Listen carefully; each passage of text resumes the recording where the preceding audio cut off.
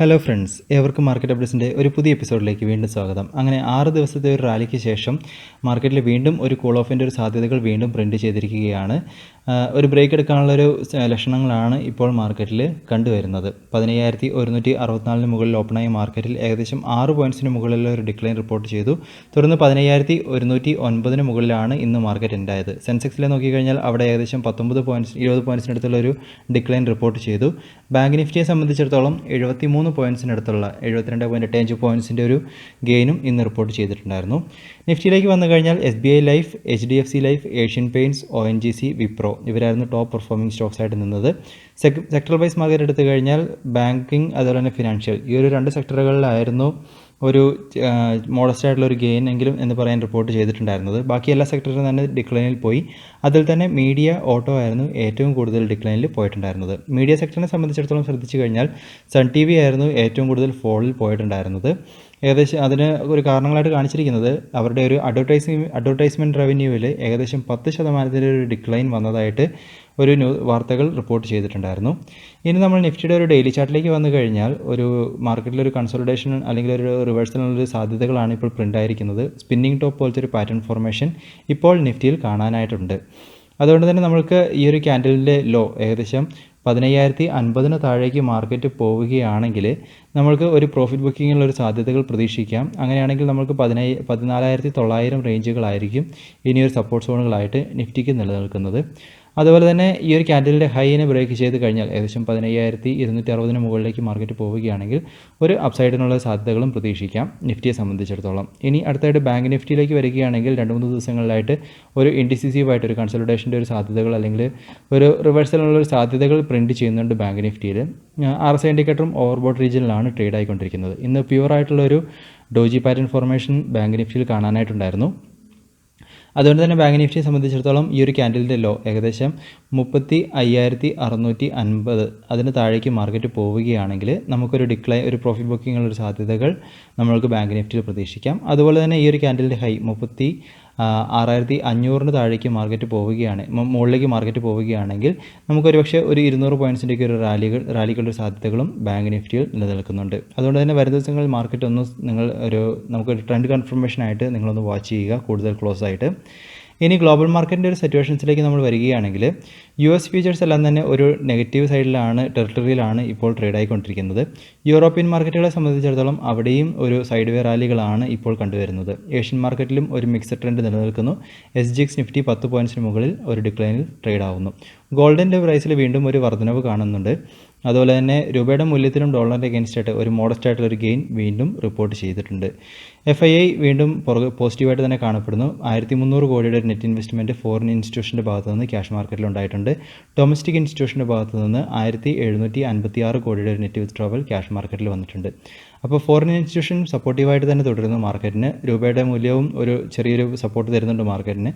എന്നിരുന്നാലും global market condition mixed ആയിട്ടാണ് കാണുന്നത്. രാവിലെ തീർച്ചയായിട്ടും നിങ്ങൾ SGX നിഫ്റ്റി ഒന്ന് ട്രാക്ക് ചെയ്യുക. അതേ തുടർന്നുള്ളൊരു ഓപ്പണിംഗ് നമ്മൾക്ക് ഇന്ത്യൻ മാർക്കറ്റിലും പ്രതീക്ഷിക്കാം. ഇനി അടുത്തായിട്ട് സ്റ്റോക്കുകളെക്കുറിച്ച് സംസാരിക്കാനാണെങ്കിൽ നിങ്ങൾ ഒന്ന് ട്രാക്ക് ചെയ്യേണ്ട ഒരു സ്റ്റോക്ക് ടാറ്റ കെമിക്കൽസ് ആണ്. അപ്പോൾ ഈ ഒരു സ്റ്റോക്കിൽ വീണ്ടും നല്ലൊരു ബുള്ളിഷ് ബ്രേക്ക് ഔട്ടുകൾ നടന്നിട്ടുണ്ട്. അപ്പോൾ അതുകൊണ്ട് തന്നെ ഈ ഒരു സ്റ്റോക്കിനെ നിങ്ങളൊന്ന് ട്രാക്ക് ചെയ്യുക. നമുക്ക് വരും ദിവസങ്ങളിൽ ഈ ഒരു ക്യാൻഡലിൻ്റെ ഹൈ ഏകദേശം 586-87 മുകളിൽ ഓപ്പണിംഗ് കിട്ടുകയാണെങ്കിൽ വീണ്ടും ഒരു പോസിബിലിറ്റി ഈ ഒരു സ്റ്റോക്കിൽ നിലനിൽക്കുന്നുണ്ട്. വോളിയവും അത്യാവശ്യം നല്ല രീതിയിൽ തന്നെ കാണപ്പെടുന്നുണ്ട്. ഇനി ITCയെ സംബന്ധിച്ചിടത്തോളം ഈ ഒരു സ്റ്റോക്കിൽ വീണ്ടും നല്ലൊരു ഡിക്ലൈനുള്ള ഒരു സാധ്യതകളാണ് പ്രിൻറ്റ് ചെയ്തുകൊണ്ടിരിക്കുന്നത്. 2 ദിവസങ്ങളിലായിട്ട് ഒരു ബിയറിഷ് ക്യാൻഡിൽസ് ആണ് പ്ലോട്ടായിട്ടുള്ളത്. അതുപോലെ തന്നെ ഇൻ്റലക്ട് ഡിസൈനറിനെ സംബന്ധിച്ചിടത്തോളം ഈ ഒരു സ്റ്റോക്കിലും ഒരു ബിയറിഷ് ക്യാൻഡിൽ പ്ലോട്ടായിട്ടുണ്ട്. നമുക്കൊരു കൺഫർമേഷൻ ആയി കഴിഞ്ഞാൽ ഒരു പ്രോഫിറ്റ് ബുക്കിംഗ് എന്നുള്ള രീതിയിലേക്ക് പോകാമെന്ന് തോന്നുന്നു. ഇനി അതുപോലെ തന്നെ DLFനെ സംബന്ധിച്ചിടത്തോളം പറയാനാണെങ്കിൽ ഈ ഒരു സ്റ്റോക്കിലും ഒരു 2 ദിവസങ്ങളിലായിട്ട് ഒരു ബിയറിഷ് റിവേഴ്സലാണ് പ്രിൻറ്റ് ചെയ്തിട്ടുള്ളത്. അപ്പോൾ ഇങ്ങനത്തെ ഈ ഒരു ബാക്കിയുള്ള സ്റ്റോക്കുകൾ നിങ്ങളുടെ ഭാഗത്ത് നിന്ന് അനാലിസിസ് നടത്തുക. സൺഫാർമയിലൊക്കെ നമുക്ക് ഒരു ഡിക്ലൈനുള്ള ഒരു സാധ്യതകൾ തന്നെ പ്രിൻറ്റ് ചെയ്തിട്ടുണ്ട്. അപ്പോൾ തീർച്ചയായിട്ടും ഈ ഒരു സ്റ്റോക്കുകളൊക്കെ നിങ്ങൾ അനലൈസ് ചെയ്തതിന് ശേഷം അതിൻ്റെ തുറന്നുള്ളൊരു ഡിസിഷനിലേക്ക് പോകുന്ന കാര്യം ശ്രദ്ധിക്കുക. അതുപോലെ തന്നെ വരും ദിവസങ്ങളിൽ മാർക്കറ്റിന് നിങ്ങളൊന്ന് ക്ലോസ് ആയിട്ട് വാച്ച് ചെയ്യുക. നമുക്കൊരു ട്രെൻഡ് കൺഫർമേഷൻ ആയതിന് ശേഷം അതേ തുറന്നുള്ളൊരു സ്റ്റോക്ക് പിക്കിങ്ങിലേക്ക് നമുക്ക് പോകുന്നതായിരിക്കും സേഫ് ആയിട്ടുണ്ടാവുക. ഇനി അടുത്തായിട്ട് പ്രധാനപ്പെട്ട ന്യൂസ് അപ്ഡേറ്റുകളിലേക്ക് വരികയാണെങ്കിൽ ആദ്യമേ തന്നെ മുത്തൂറ്റ് ഫിനാൻസിൻ്റെ Q3 റിസൾട്ട്സ് പബ്ലിഷ് ആയിട്ടുണ്ടായിരുന്നു. നെറ്റ് ഇൻട്രസ്റ്റ് ഇൻകത്തിൽ 13% വർധനവും നെറ്റ് പ്രോഫിറ്റിൽ 22% വർധനവുമാണ് റിപ്പോർട്ട് ചെയ്തിരിക്കുന്നത്. ലോൺ അസറ്റ്സ് നോക്കിക്കഴിഞ്ഞാൽ അതിലും 31% വർധനവ് ഉണ്ടായതായിട്ട് അവരുടെ അപ്ഡേറ്റുകളിൽ കാണിച്ചിരിക്കുന്നു. ഇനി അടുത്തതായിട്ട് ഫസ്റ്റ് സോഴ്സ് സൊല്യൂഷൻ്റെ Q3 നോക്കിക്കഴിഞ്ഞാൽ റവന്യൂവിൽ 15% വർധനവും നെറ്റ് പ്രോഫിറ്റിൽ 15% വർധനവും അവർ റിപ്പോർട്ട് ചെയ്തിരിക്കുന്നു. അവരുടെ ഒരു ഓരോ വെർട്ടിക്കൽ വൈസ് മാർക്കറ്റ് നോക്കിക്കഴിഞ്ഞാൽ BFSI വെർട്ടിക്കലിൽ 15% വർധനമാണ് റവന്യൂവിൽ ഉണ്ടായിരിക്കുന്നത്. ഹെൽത്ത് കെയറിൽ റവന്യൂവിൽ 7% വർധനവും കമ്മ്യൂണിക്കേഷൻ മീഡിയ ആൻഡ് ടെക്നോളജി റവന്യൂവിൽ 25% വർധനവും അവർക്കുണ്ടായിട്ടുണ്ട്.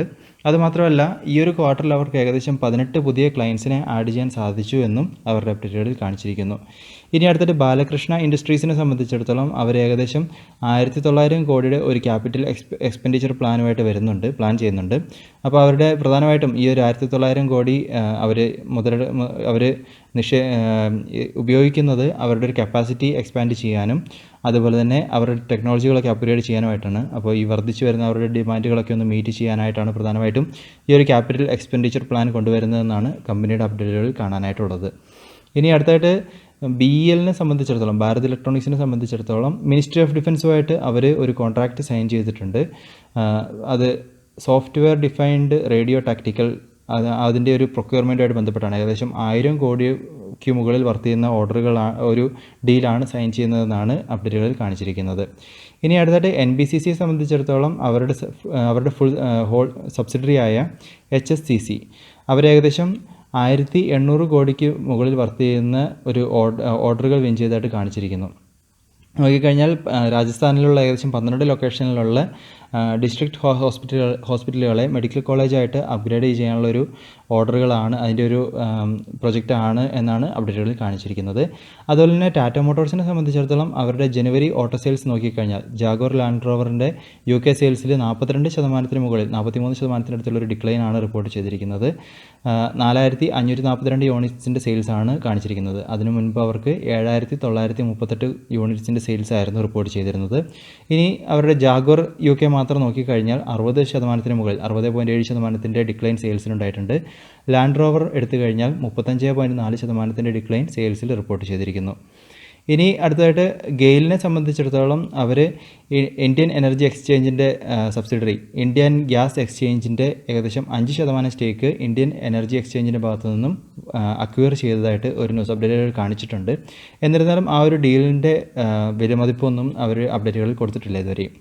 ഇനി Q3 റിസൾട്ട്സിലേക്ക് നോക്കിക്കഴിഞ്ഞാൽ BPCL ഭാരത് പെട്രോളിയത്തിൻ്റെ Q3യിൽ 24% വർധനമാണ് പ്രോഫിറ്റിൽ റിപ്പോർട്ട് ചെയ്തിരിക്കുന്നത്. 2777.6 കോടിയാണ് നെറ്റ് പ്രോഫിറ്റായിട്ട് കാണിച്ചിരിക്കുന്നത്. സെയിൽസിലുള്ള വർധനവും അതുപോലെ തന്നെ അതർ ഇൻകത്തിൽ ഒരു 2 മടങ്ങ് വർധനവും റിപ്പോർട്ട് ചെയ്തിട്ടുണ്ടായിരുന്നു. ഇനി അടുത്തായിട്ട് JBM ഓട്ടോയെ സംബന്ധിച്ചിടത്തോളം നെറ്റ് പ്രോഫിറ്റിൽ 33% വർധനവുണ്ടായിരിക്കുന്നു.